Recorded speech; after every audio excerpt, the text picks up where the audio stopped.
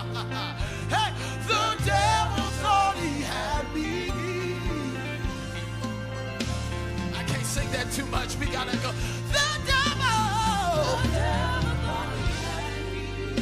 me. The devil, the devil thought he had me. Come on, somebody declare.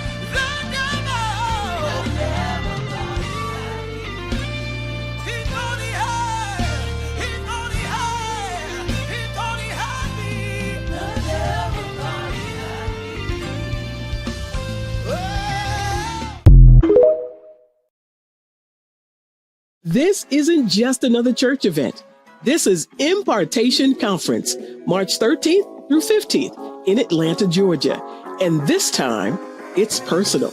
We are building a safe space where you can love God without fear, a space where you're not judged, but seen, heard, and honored for who you are. This is your moment to grow, not just in spirit, but life. The clarity, the shift, the alignment is already happening. And those dreams you buried, we're reviving them. We're breaking mental caps, tearing down limits, and helping you step into the version of you that was always possible. This is more than a conference. It's a homecoming for your soul. Break free, grow deep, dream bold. Join us March 13th to 15th at the Renaissance Atlanta Airport Gateway Hotel. Register now at impartationconference.org.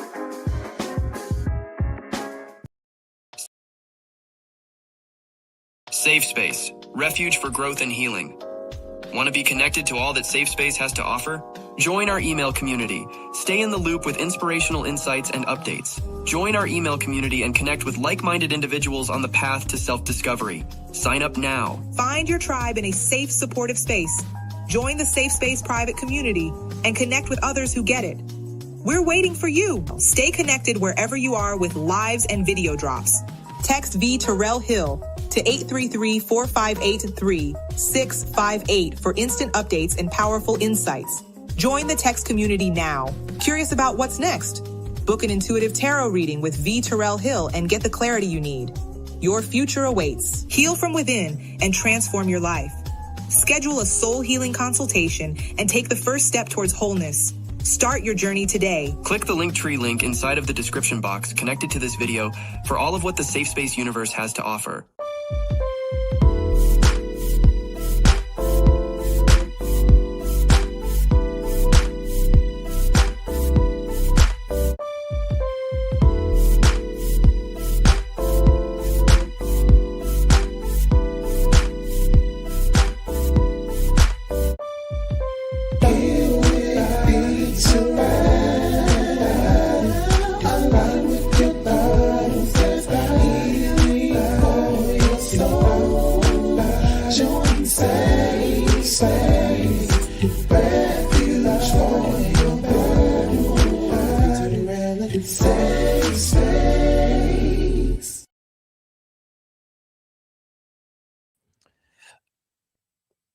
Oh, Lord, the camera's shaking. You know, I was on here stomping.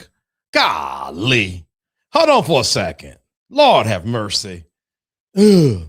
You know what? The devil is a liar, and I will never stop talking. The enemy tried to shut me up, and I will never remain silent. Why? Because I am on an assignment for God.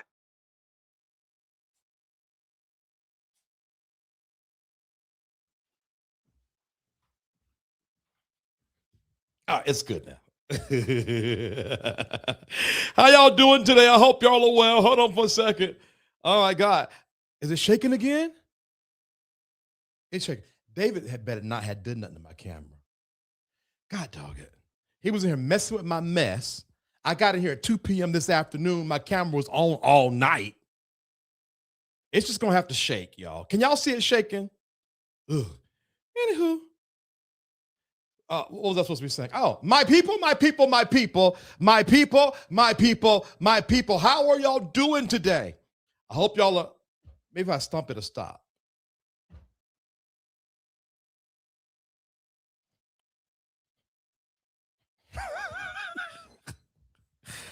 This is so stupid. Hold on.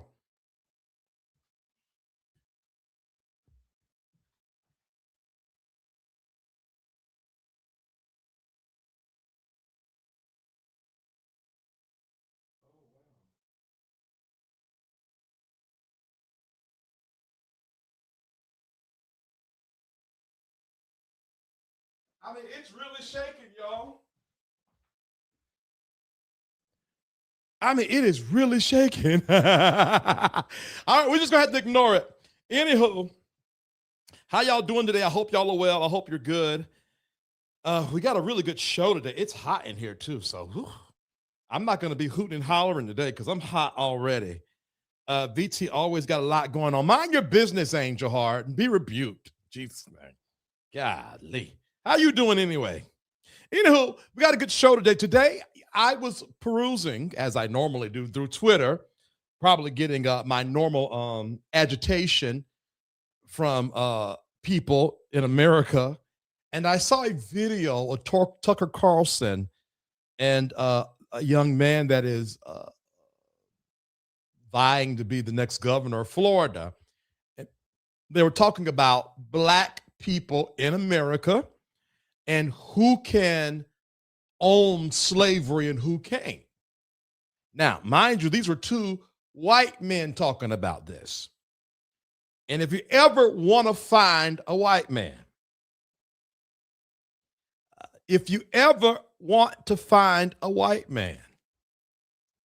then find your business, because they are always in someone else's business. And these two white men was in Black folks' business.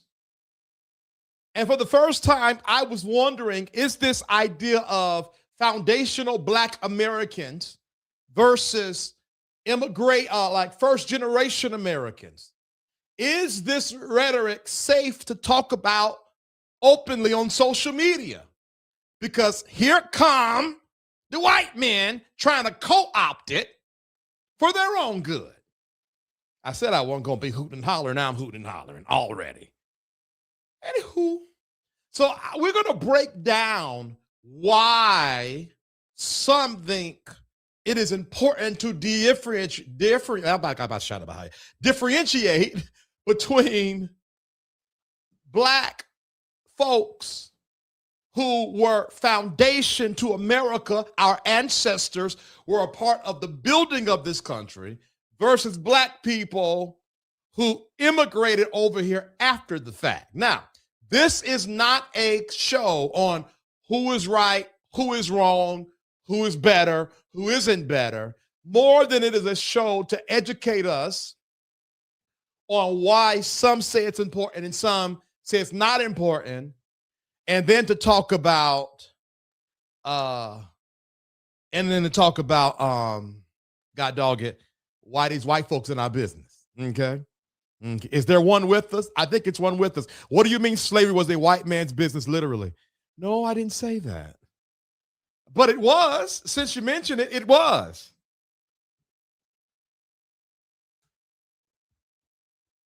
Am I confused? Did I miss it? Have I bumped my head?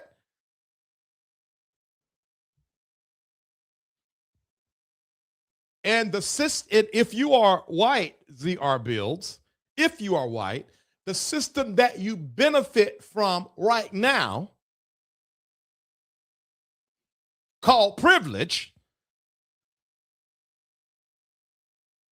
is still propagating slavery-ish kind of ways in this country.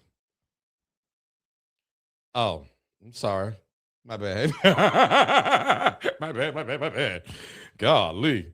Anywho, so that's what we're gonna be talking about today. All right. Now, before we get into the main topic, I do got to do some drive-bys. Why they messing with our good sis Jasmine Crockett?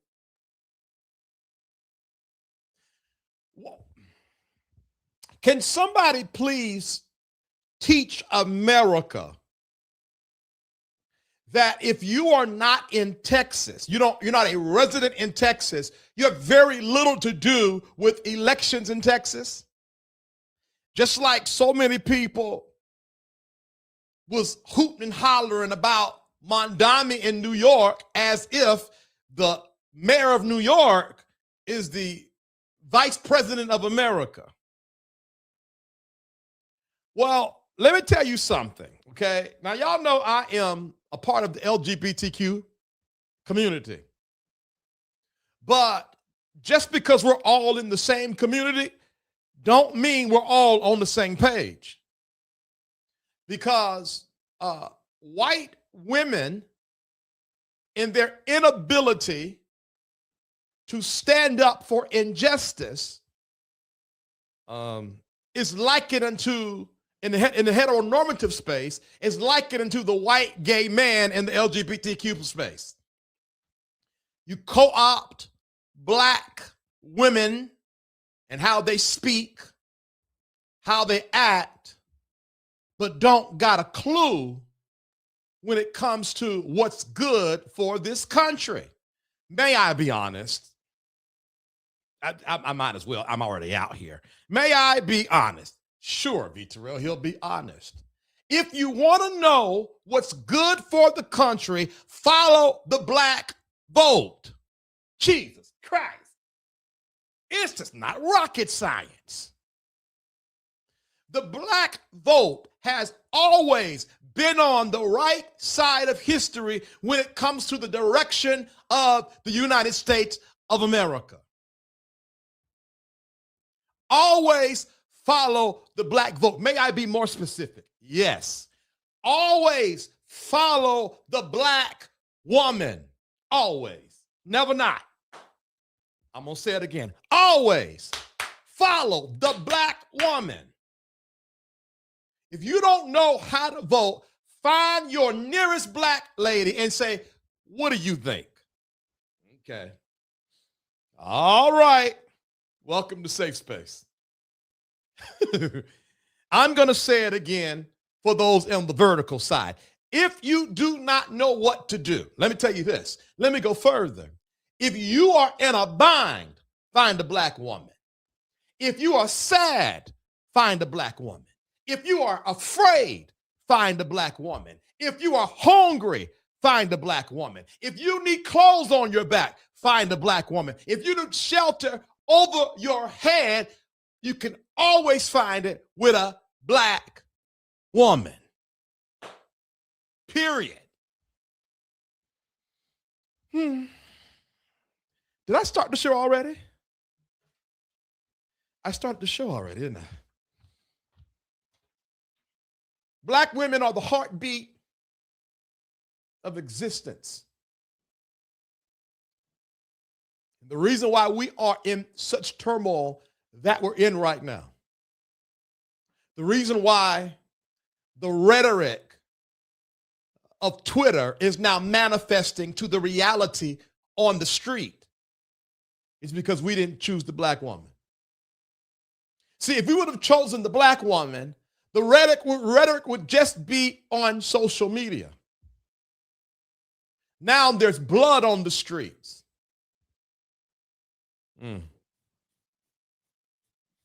All right. Where am I at?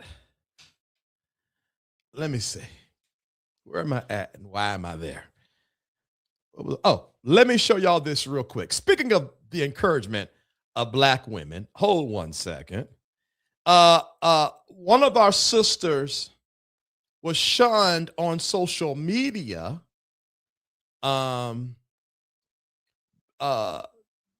Why? Because she thought it not robbery to encourage a football coach. Let's add this real quick. Hold on one second. I want to tell you congratulations on your success, young man. Thank you. you. Hold your head up, all right? You guys have had a most magnificent season. Thank and you did a great job out there today. Appreciate so you it. just hold your head up, okay? Thank and you, ladies ma'am. and gentlemen, Duval, you the one, all Thank right? you, ma'am. keep it going. We got another season, okay? I appreciate Take it. care and much continued success to you and the entire team. Thank you, ma'am. just want to tell you congratulations on your success. Play it again. Man. You hold your head up, all right? You guys have had a most magnificent season. Thank you. You did a great job out there today. Appreciate so you just hold your head up, okay? Thank and you, ladies ma'am. and gentlemen, Duval, you the one, all Thank right? you, You ma'am. keep it going. We got another season, okay? Now, would you believe that people were upset that a black sports journalist woman was encouraging the Duval coach? Journalists are not supposed to be giving words of encouragement. What's she doing that for? Why's she doing that?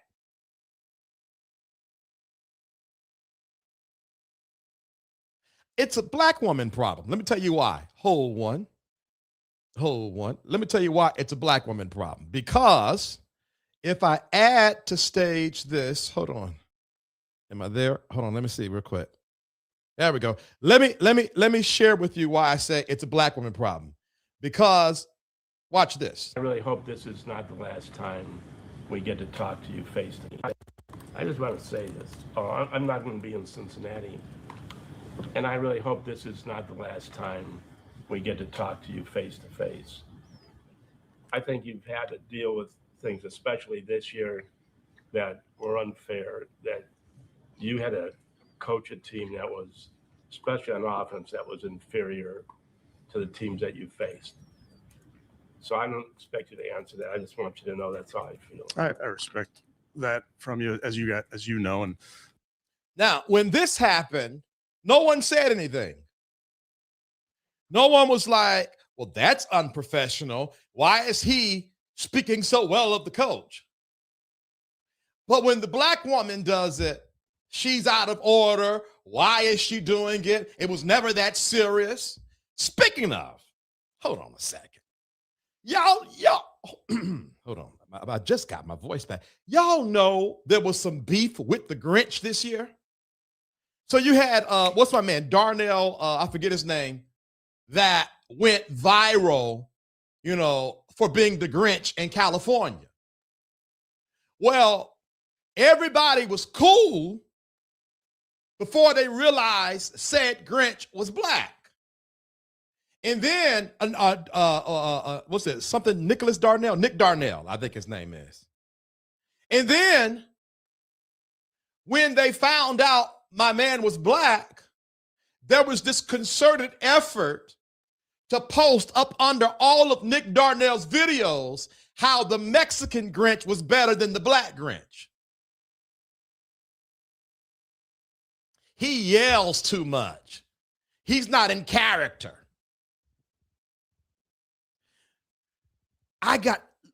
Leave black people alone. Clearly, we got issues with the FBA and the first-gen immigrants. We got other things to worry about, okay?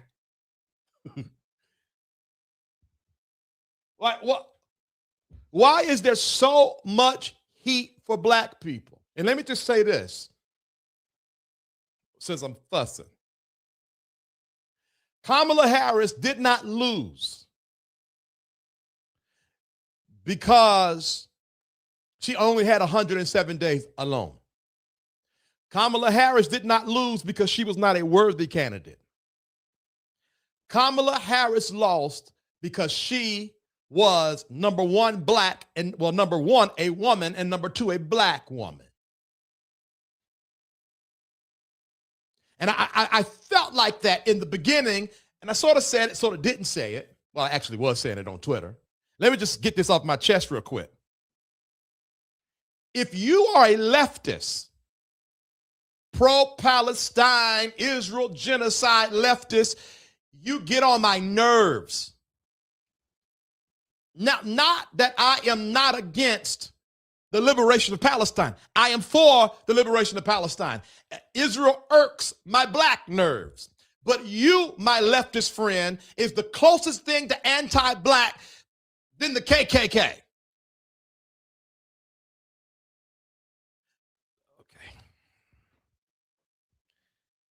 Okay. Let me just get it off my chest. Twitter be stressing me out. Let me tell you what I mean by that. And it's not just leftists. You have people like Mark Lamont Hill, whom I've always admired, who said in 2016 that he would prefer Donald Trump to win the elections to sort of show Democrats we got to stop playing. You had those never Kamala folks, those pro-Palestine leftists who wanted to show the Democrats they're not playing. And now there's a 17-year-old boy that was working in Target, dragged out of Target, beat up, thrown in the back of a car. When they found out that he was an American citizen, threw him in a Walmart parking lot and kept on driving. And the 17-year-old boy, according to what I read, had to walk back to Target crying.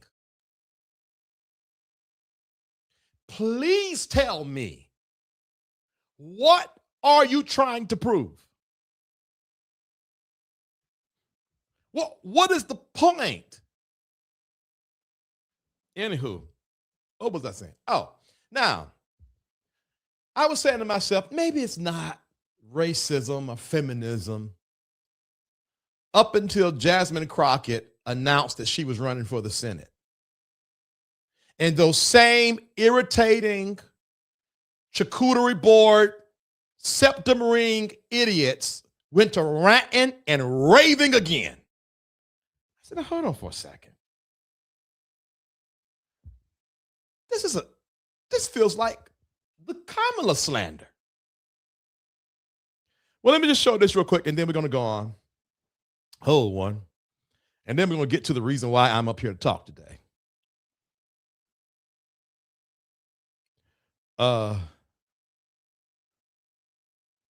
Just show this real quick.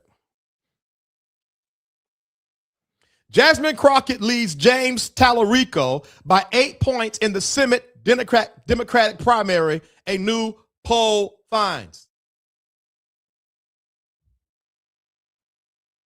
There was this white gay and Asian gay who was doing a podcast, and they were saying that people should not donate to Jasmine Crockett's campaign.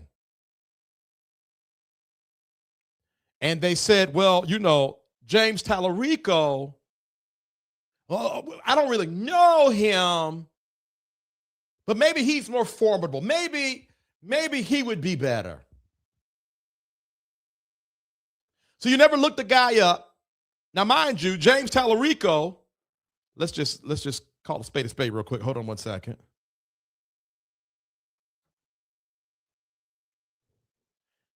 Is a supporter of Israel,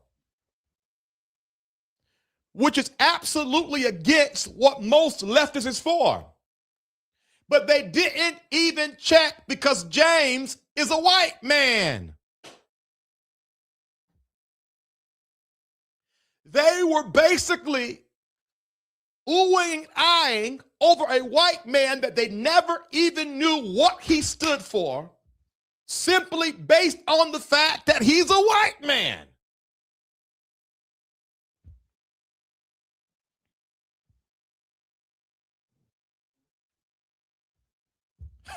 What? This is what I'm talking about. This is ignorance. This is racism. This is feminism at its best. All right? All right, now let me get to the reason why I'm up here today. Hold one. So, hold on. I was perusing today.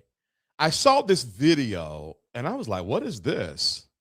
I want you guys to listen to this and then let's discuss it. And they called you a racist for that? They did, which is actually quite interesting because I got a call from the Foundational Black American Society here in Florida who reminded me that Byron's mother is Jamaican, he is Panamanian, and they found it quite insulting in their words that he would try to claim victimhood of slavery without a single descendant of American slaves in his family. I like those foundational guys. They're so good. Tariq Nasheed and all. I mean, I don't agree with everything, but like they've got a perspective. If your family's been here 400 years and the descendants of a lot of American slaves, our families have been here 400 years. I don't know. I think that gives I'll listen to you. Like you've 100%. got, you've got a point of view that is legitimate.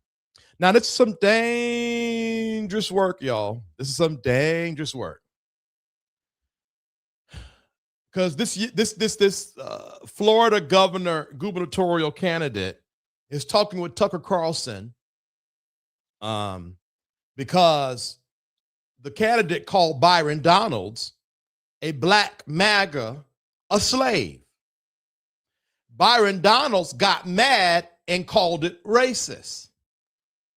Then the foundational Black Americans called the gubernatorial candidate of Florida, the other one, and said, well, guess what? It's not really racist because he's not a foundational black guy. His parents are immigrants.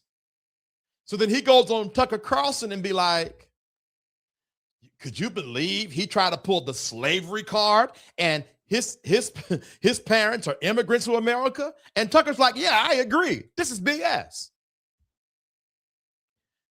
This is dangerous. This is very dangerous that the FBA conversation is now in the mouths of Tucker, and I keep on forgetting this governor's name. Hold on, this governor candidate's name. Let me find it real quick.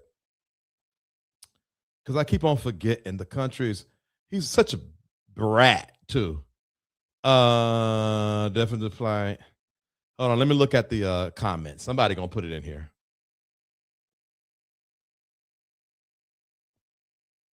Hold on. God, what's this guy's name? I forgot. Hold on, let me look it up real quick. Governor's race, Florida.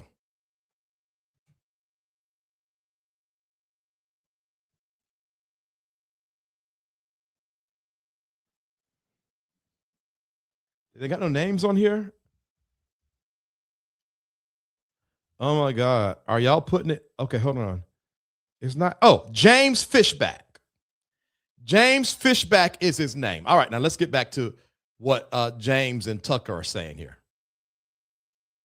Quite insulting in their words that he would try to claim victimhood of slavery without a single descendant of American slaves in his family. I like those foundational guys. They're so good. Tariq Nasheed and all. I mean, I don't agree with everything, but they've got a perspective. If your family's been here 400 years and the descendants of, I think that gives, I'll listen to you. Like you've 100%. got, you've got a point of view that is legitimate, I think. Yeah. And they're You have a point of view that is legitimate, I think. Tucker Carlson is too aware, too educated on the history of America to flippantly say that Black Americans whose ancestors were brought over here and helped build America, he thinks we have a point of view about it. That's why this is some dangerous work. Now, what irritated me was the FBA dummies were sort of using this and glad and happy that I guess we got a shout out by the two white men. This ain't no W. Anywho. Equivocally heritage Americans. That's for sure. 100%. They're definitely heritage Americans, if anyone is. And, someone rolls in from Ghana and gets an MSNBC slot and starts speaking on behalf of Black people. It's like, shut up, honey. Now, this was a shot at Joy Reid, by the way. Black people is a shot at Joy Reid. Had nothing to do with this. Right. That's Literally. a fair perspective, right. I think. And so it's good to actually see them call them out for that. That's actually cultural appropriation. Appropriating the struggle of slavery. I totally agree. And the struggle of slavery was real. I don't think Republicans ever want to really whitewash that. It's real, no.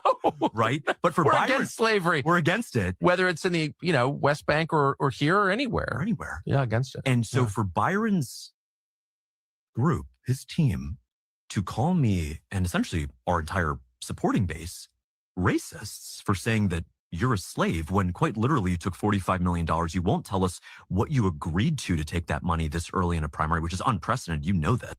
All right, that's enough for that. That's enough for that. First of all, that's what Byron Donalds get. when you lay with dogs, you get fleas.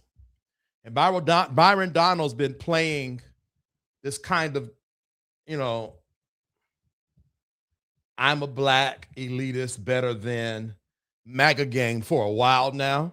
And I hope they eat him alive in a very figurative and not literal sense. Though, that's what they were doing back then anyway.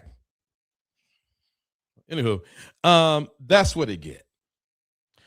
I'm going to play one more video, and then we'll get into this commentary. I forgot about this one. Hold on one second.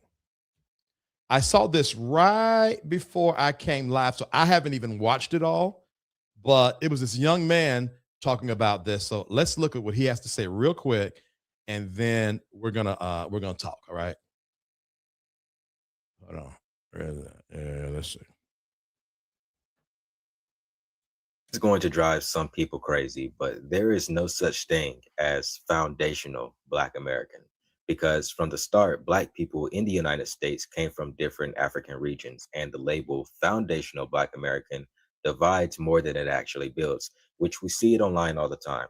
There is nothing liberating about the term, and the term is mostly used to gatekeep, rank, or dismiss other Black people outside the United States, and I find that deeply xenophobic and rooted in a desperate attachment to patriotism and white supremacy. There's nothing foundational about Black America because there's no Black American written in the Constitution.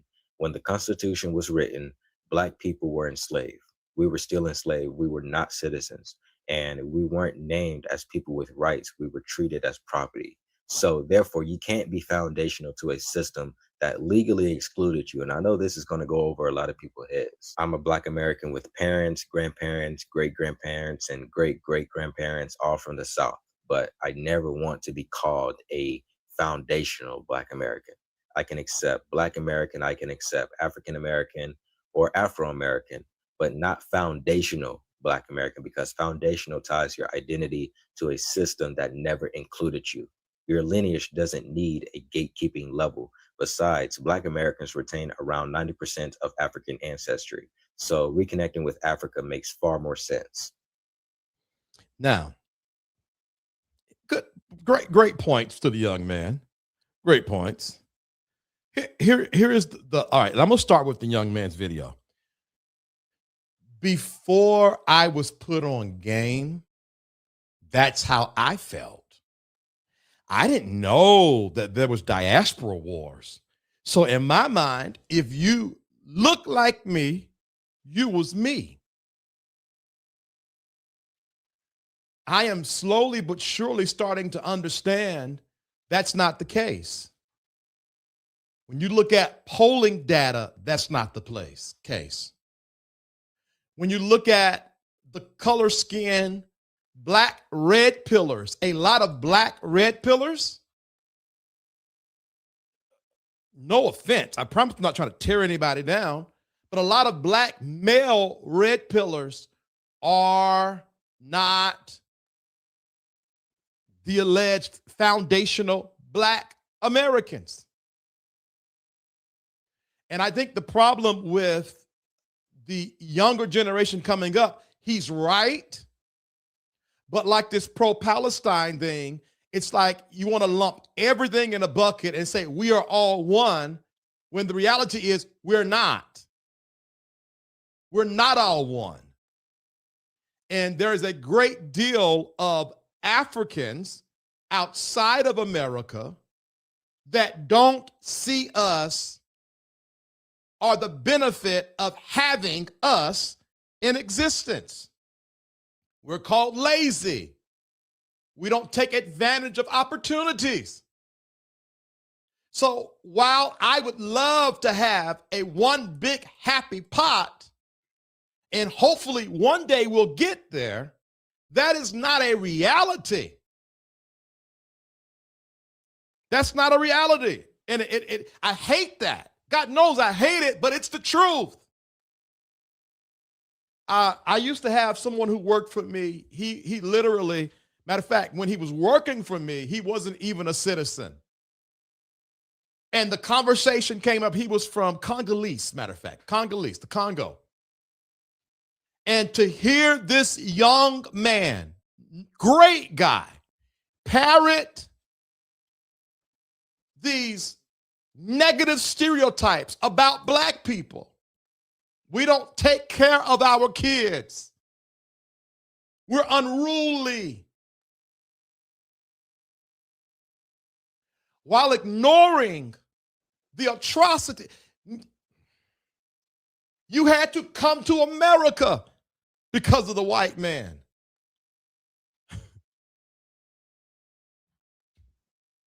And don't you tell me nothing about Bonquisha cutting up in CVS when them snagger-tooth meth head rednecks was trying to take over the Capitol January 6th.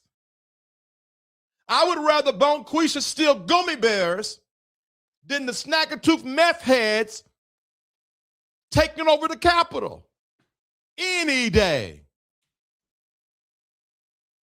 Any day. But somehow or another, white people get a pass for their foolishness, and black people in America are left holding the bag. We are what's wrong with the country. We're what's wrong with the Democrats. We vote Democrat. We got the slave mentality. Somebody had tweeted this week, I'm disappointed that Barack Obama didn't put out a statement about the young lady who got shot in Minnesota. Where is Kamala?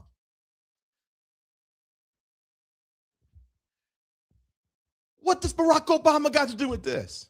Besides, there is this innate thing that makes America feel like every issue is a black person's issue. We're either not doing enough, or we're doing too much. So unfortunately, and y'all know I just had my very, very, very best friend, Mo, on the show this Thursday. And I love Mo. So I don't have an issue. And there are a lot of first generation immigrants that are near and dear to me, and even in my sacred spiritual community. So this is not anti that. Because on a micro level, we get along. But right now we're talking macro. One of my dear friends, Carolyn K-Roll, she comes up here every once in a while. We were talking one day, and she said, because she comes from Jamaica, and she said that in the immigration office, they pulled her to the side and said, now you stay away from the black Americans. They lazy. They don't know how to work.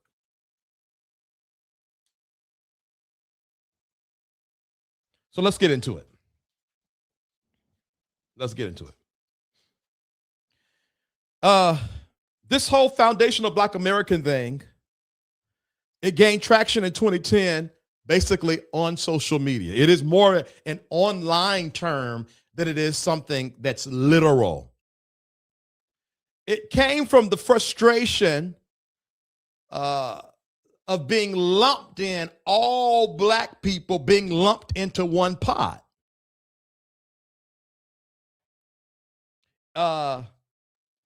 It was a pushback against model minorities.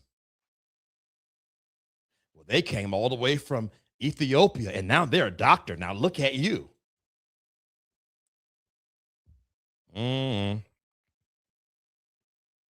It's also a response to reparation conversations. Because when you want to have the conversation about reparations in America, now you do have to sort of divide up whose ancestors were over here versus whose came over here later. I hope that makes sense.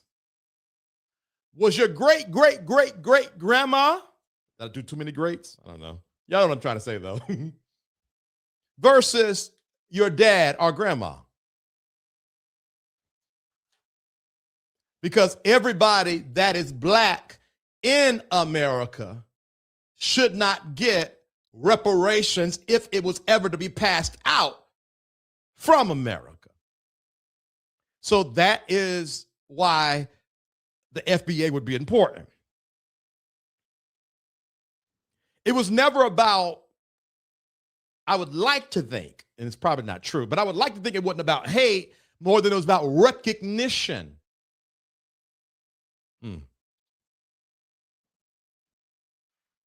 Now, let's talk about how the FBA movement helps in the fight against racism. We're going to talk about the fight against racism, and then we'll talk about the FBA movement in the fight that sort of goes for racism. Because again, I'm not trying to say one group is better than the other. We're just talking. We're having the conversation. It forces America to be super specific instead of vague. Black American, great, great, great grandma, Black American. It stops the erasure of slavery and the Jim Crow descendants. Because if you lump us all in, it takes away from the blood, sweat, and tears that our great-great-grandfather and them had to go through for us to be here, for me to be here in this very nice house screaming in this microphone. It takes that away if we're just all lumped into one. It exposes how diversity stats are used to dodge accountability. Because if Nigeria and Congo and South Africa and Ethiopia and every other country and Ghana sends the best of the best to America, I want y'all to hear, this is why this matters. And then the best of the best is lumped in with other Black Americans, then they can say, then the powers that be can say statistically, you guys are doing great. The majority of you are doctors. What's wrong? But when you divide it out, let me give you an example. I remember Jesse Jackson saying one time, and I don't know the specific percentage, but it was high. Something like 75% of people born and raised in Atlanta will stay in poverty. But you have a chance of being extremely prosperous if you move to Atlanta. There is a difference. If you're born and raised in Atlanta, if you're born in poverty, if you were born and raised in poverty in Atlanta, it was like a 75% chance you would stay in poverty. Versus coming to Atlanta in poverty, it was a high chance that you could break poverty by coming to Atlanta versus being born and raised in Atlanta. It matters. God knows it matters. So no disrespect, because the reality is when African immigrants come over and excel, it is great for us all. But that does not make them the model. That's not how that works. They are not the model, and they should not be compared to the young man raised in the projects without a chance, what came out his mother's womb hopeless. That's not a fair comparison.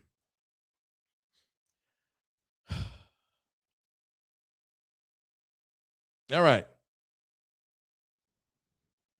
It recenters policy conversation around history and not optics. It gives language to a frustration many already felt but couldn't name. All right, now,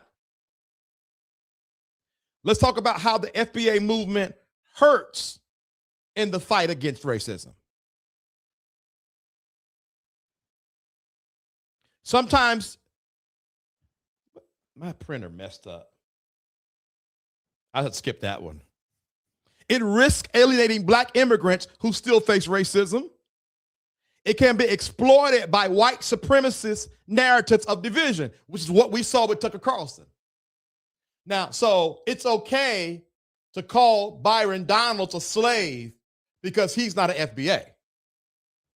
So it can be exploited. When tone becomes dismissive, the message loses moral ground. It confuses lineage-based justice with identity superiority. Now,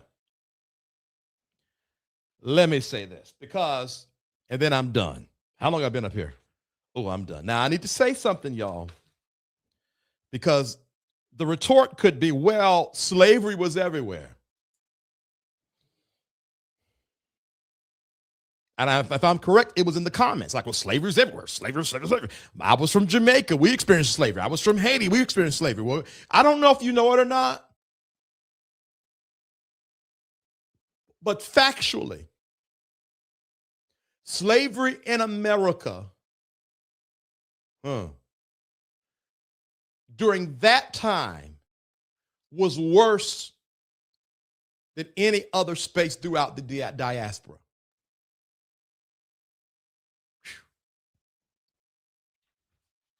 I'm going to say it again. For some of you who do come over here judging us, for you didn't take advantage of the opportunity.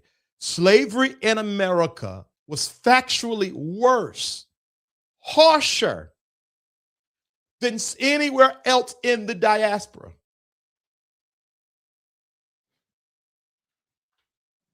Slavery here was race-based, permanent, and inherited. Enslavement was written into law and protected by the courts. The freedom came without land, resources, or repair. Redlining, segregation, and mass incarceration followed. Black Americans stayed a permanent minority in a white-controlled nation.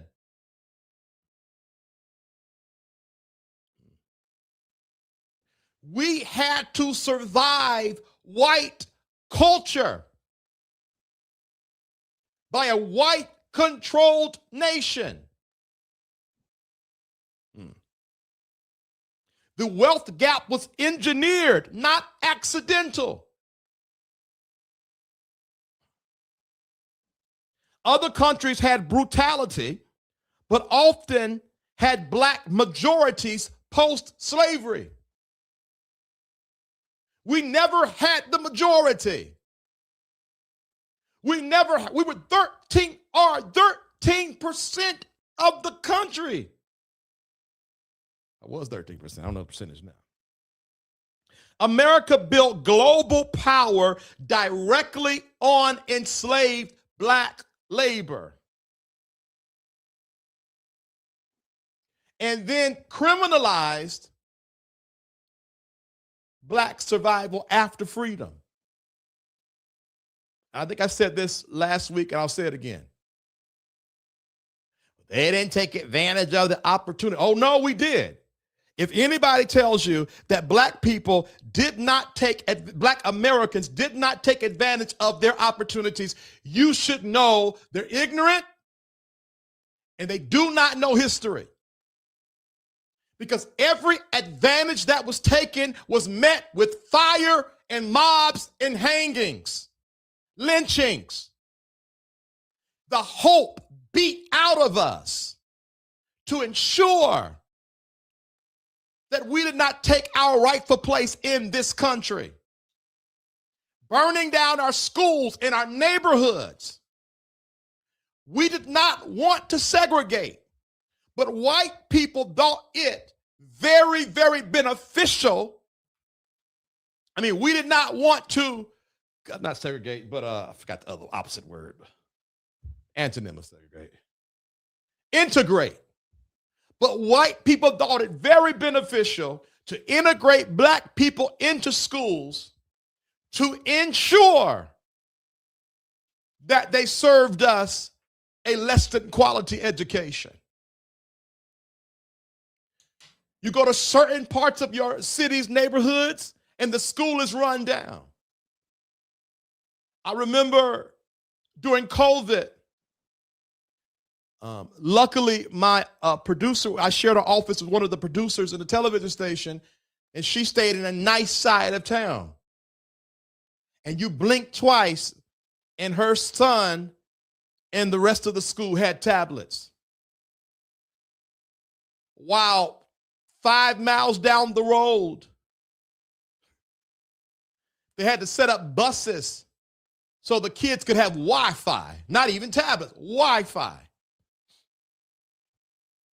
So you redline black people into these neighborhoods and then base the quality of education on tax dollars and then say if they would just study. All right. Okay. I'm done. Oh, I did good today. So now, let me just say this. I don't like it. When I think of Ghana, I want to think of me. When I think of Nigeria, I want to think of me. When I think of South Africa, I want to think of me. When any African country, heck, I'm the kind of the Afro-Cubans, I want to think of me. I hope that the cancer of white supremacy is burnt out of the consciousness of black people all over the world. But until then, I really have to make sure that those whose ancestors served along mine are taken care of. Now, that's a macro level, not micro, because the reality is, again, I have people close to me that are first generation immigrants. And I ain't gonna take that back. You can't make me disparage them. But on a macro level, it's just like one of the most nearest, dearest persons to me is my therapist, a white lady. I took about 5 minutes today and showered love on her, just showered and showered and showered and showered love on her because I told her, I said, God used you to get to me. And he did, and God did, and God did. God used, I said like that, God used a white woman to get to me. So on a micro level, I ain't got no problem with a certain kind of white people. But on a macro level, find something else for you to do. Find something else for you to do. Find something else for you to do. All right. All right.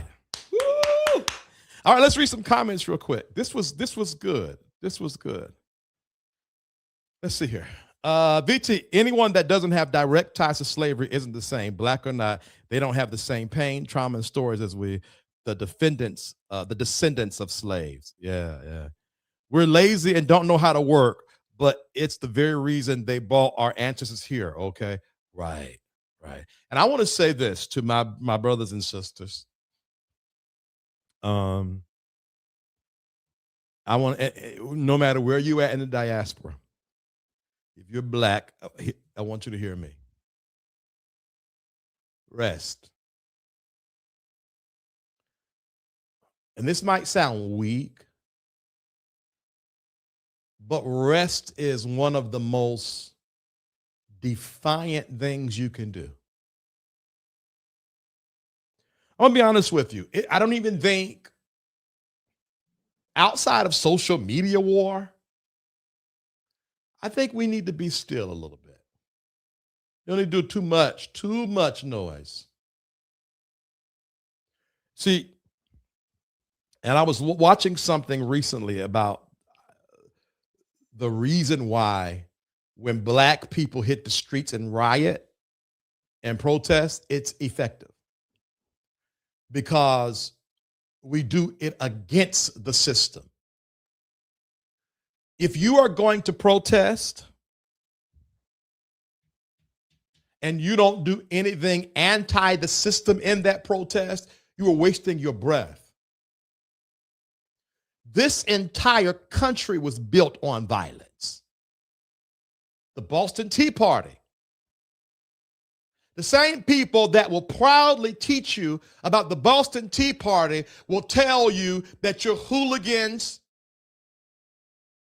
for burning down the CNN Center. You're not. That's what you're supposed to do. Hand to God. Nothing has ever ever moved this country that was done within the system. That's why they did sit-ins at the diners. They protested and walked with the bus lines. They sat in white-only sections and drank out of white-only fountains. And they allowed the media to film them going to jail because of it. And that's why there's protests going on in 2025 and in 2026, and nothing's changing. Because white people never had to buck against the system. It was always left to us to do. And now they don't even know how to do it.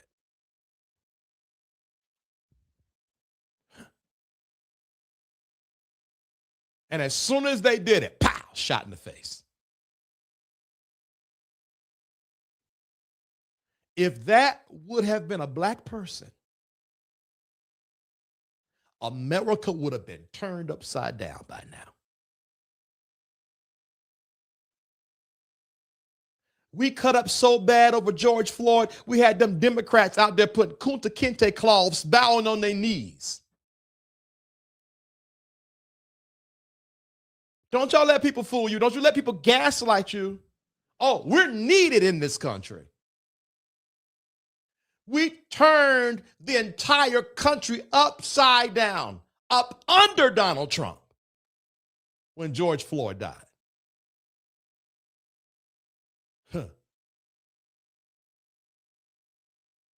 I'm trying to tell you,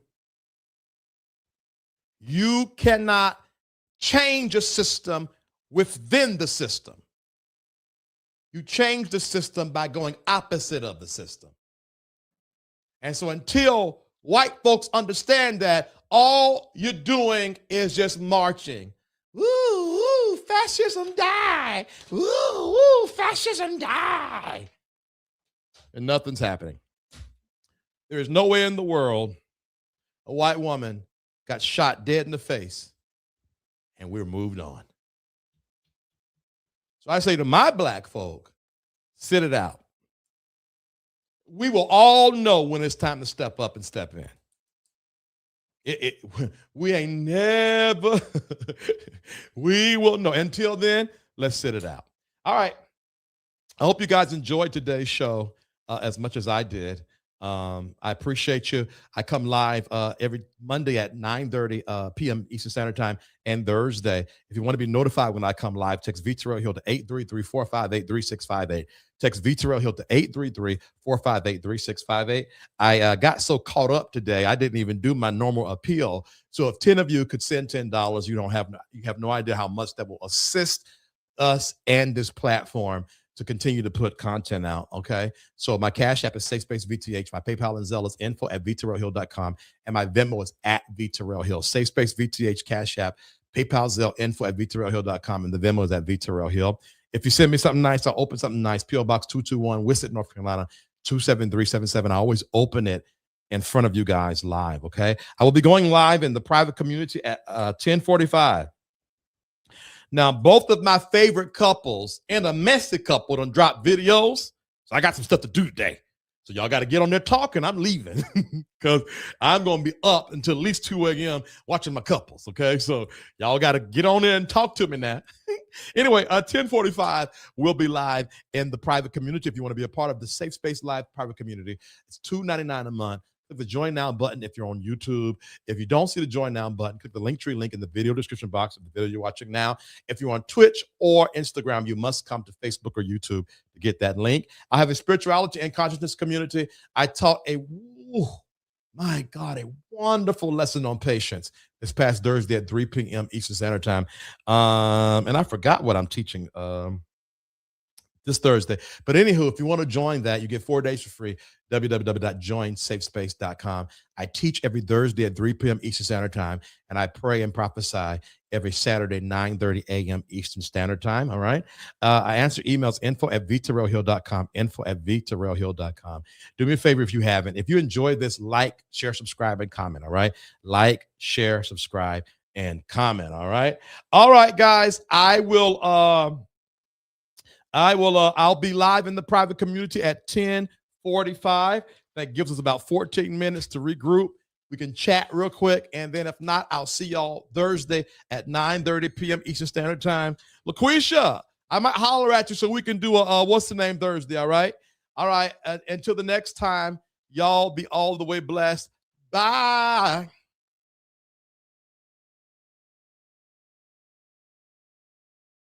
This isn't just another church event. This is Impartation Conference, March 13th through 15th in Atlanta, Georgia. And this time, it's personal. We are building a safe space where you can love God without fear, a space where you're not judged, but seen, heard, and honored for who you are. This is your moment to grow, not just in spirit, but life.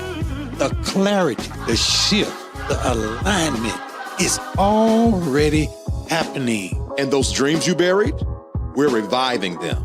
We're breaking mental caps, tearing down limits, and helping you step into the version of you that was always possible. This is more than a conference. It's a homecoming for your soul. Break free, grow deep, dream bold. Join us March 13th to 15th at the Renaissance Atlanta Airport Gateway Hotel. Register now at impartationconference.org. Safe Space, refuge for growth and healing. Want to be connected to all that Safe Space has to offer? Join our email community. Stay in the loop with inspirational insights and updates. Join our email community and connect with like-minded individuals on the path to self-discovery. Sign up now. Find your tribe in a safe, supportive space. Join the Safe Space private community and connect with others who get it. We're waiting for you. Stay connected wherever you are with lives and video drops. Text VTerrillHill to 833-458-3658 for instant updates and powerful insights. Join the text community now. Curious about what's next? Book an intuitive tarot reading with VTerrillHill and get the clarity you need. Your future awaits. Heal from within and transform your life. Schedule a soul healing consultation and take the first step towards wholeness. Start your journey today. Click the Linktree link inside of the description box connected to this video for all of what the Safe Space universe has to offer.